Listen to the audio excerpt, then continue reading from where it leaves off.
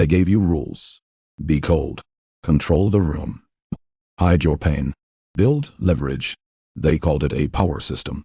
But I want to show you a different system today. One that is older than Machiavelli, older than Sun Tzu, older than every manipulation tactic ever written down. 9 principles that the greatest warriors, rulers, writers, and leaders in human history lived by, not because they were soft, but because they understood something the dark psychology niche has never grasped. The strongest thing a human being can cultivate is not a strategy, it is a character. These 9 principles have a name: fruits of the spirit. And today, we are going to meet the people who proved them. Let's begin. Before we talk about love or kindness, we start here, because the dark psychology crowd respects warriors. So let's talk about the greatest warriors the ancient world ever produced. Sparta, 480 BC, the Persian Empire, largest military force the world had ever seen, is marching toward Greece. Xerxes commands over 100,000 soldiers. He sends a messenger to Leonidas, king of Sparta, with a simple offer: surrender and live. Leonidas sends the messenger back. He takes 300 men to the pass at Thermopylae, not because he believes 300 can defeat hundreds of thousands, but because self-control, discipline, commitment to what is right over what is safe demands it. The Spartan warrior code wasn't about aggression. It was about mastery of self. The Spartans didn't fight with rage. They fought with precision, with calm, with total control of their bodies and their fear. Xerxes had the numbers. Leonidas had self-control. And for 3 days, self-control held an empire at a pass. The dark psychology system teaches control of others. Sparta teaches control of yourself. One is a manipulation tactic. The other is a way of life that entire civilizations are still talking about 2,500 years later. Self-control is not restriction. It is the foundation of every other strength you will ever build. Marcus Aurelius was the most powerful man in the world. He commanded the Roman Empire at its height. Millions of lives, entire nations, fate of Western civilization rested on his decision. And every morning, before the world could touch him, he wrote in his journal, not strategies, not plans for domination, reminders to himself to stay grounded, to not be moved by flattery or insult, to remember that external things, wealth, status, power, even life itself, were temporary, that the only thing truly his was his own mind and his own response to events. You have power over your mind, not outside events. Realize this, and you will find strength. That is peace, not the absence of chaos. Marcus Aurelius ruled during wars, plagues, and political betrayal. Peace as an internal condition that external circumstances cannot reach. The dark psychology system teaches you to control your environment so that nothing disturbs you. Marcus Aurelius teaches you to cultivate something inside you that cannot be disturbed regardless of the environment. One requires constant maintenance. The other is unshakable. The most powerful man in the ancient world chose peace as his weapon. What does that tell you? Macomb, Alabama, in the 1930s. A black man falsely accused in a town that has already decided the verdict. Atticus Finch, a lawyer, takes the case. Not because it will help his career. Not because the community will thank him. In fact, the opposite. His neighbors mock him. His children are taunted. His reputation suffers. Every strategic calculation says walk away. He stands anyway. Harper Lee didn't write Atticus Finch as a naive man. She wrote him as a man who understood the cost completely and paid it anyway, because goodness, real goodness, is not goodness when it's convenient. It's goodness when it costs you. You never really understand a person until you consider things from his point of view, until you climb into his skin and walk around in it. The dark psychology system teaches you to read people, to exploit them. Atticus Finch teaches you to understand people, to serve them. One produces contempt. The other produces the kind of moral authority that fictional characters, the ones who represent our highest aspirations, are still teaching us 60 years after they were written. Goodness is not weakness. It is the rarest form of courage. We met Joseph in our last video, but here we focus on one specific fruit. His story embodies more completely than almost any other figure. Patience. Not passive waiting. Not resignation. Active, purposeful, faithful endurance in the face of circumstances that had every right to produce bitterness. 13 years passed between the pit and the palace. 13 years of slavery, false accusation, imprisonment, and being forgotten. Joseph never stopped being excellent, never stopped serving, never stopped operating from his values, even when those values appeared to be getting him nowhere. Modern psychology calls this delayed gratification, ability to endure present discomfort for future reward. The famous Stanford marshmallow experiment showed that children who could wait for a greater reward consistently outperformed their peers across almost every life metric. Patience isn't just a virtue. It is a predictor of success that no strategy can replicate. The dark psychology system wants results now. Through manipulation, through force, through pressure. Joseph waited 13 years and inherited a nation. Patience is not slow. It is simply playing a longer game. And anyone around you can comprehend. Abraham Lincoln was mocked from the moment he entered politics. Too tall, too awkward, too homely. His rivals, men like Edwin Stanton, who once called him a long-armed ape, dismissed him completely. Lincoln appointed Stanton as Secretary of War, not out of naivety, not out of weakness, out of the deep confidence of a man who knew that the mission mattered more than his ego, that the best person for a role was the best person, regardless of what they had said about him.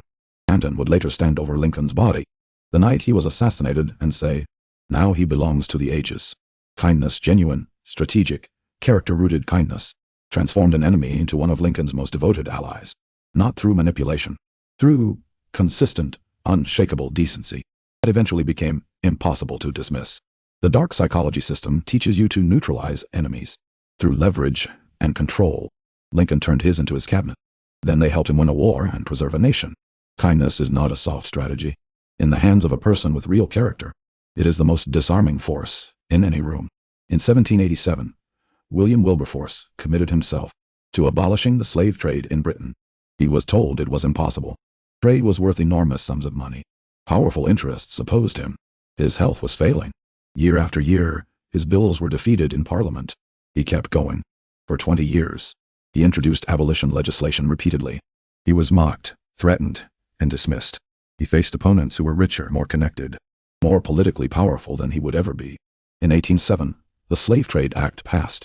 Faithfulness, commitment to a cause greater than yourself, sustained over time despite every reason to quit, is perhaps the most underrated force in human history.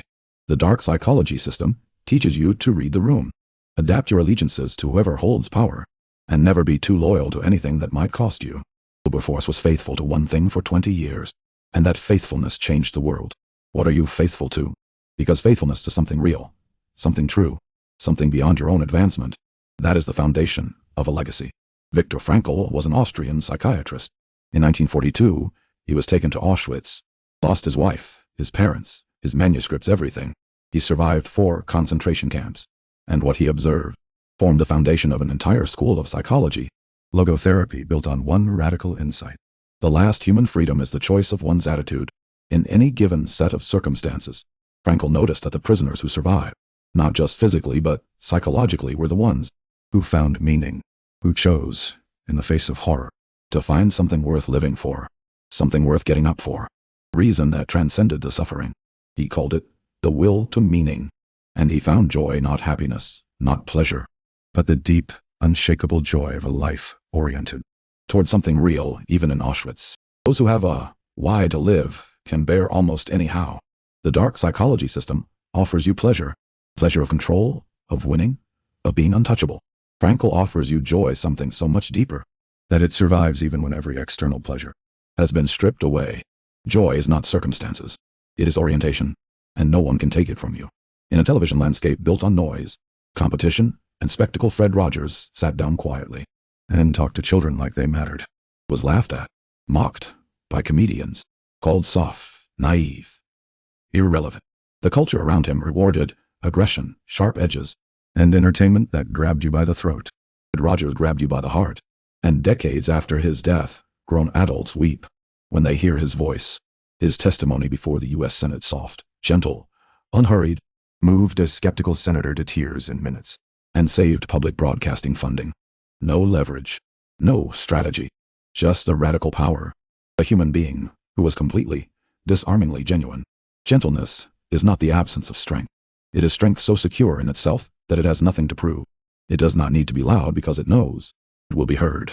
It does not need to dominate because it is already present in a way that aggression can never be. In a world that rewards noise, gentleness is the most countercultural weapon you can carry. 27 years in prison, Robben Island, hard labor, isolation, a system designed to break him. And when Nelson Mandela walked out of that prison in 1990, the world held its breath, because everyone knew what was coming. A man who had every reason for rage, every justification for revenge. A nation that had wronged him unforgivably. He extended his hand, not because he was weak, because he had forgotten, but because he understood something that the dark psychology system will never grasp. That love, not sentiment, not feeling, but the fierce, chosen, costly commitment to the dignity of other human beings, is the only force powerful enough to break cycles. That hatred simply perpetuates.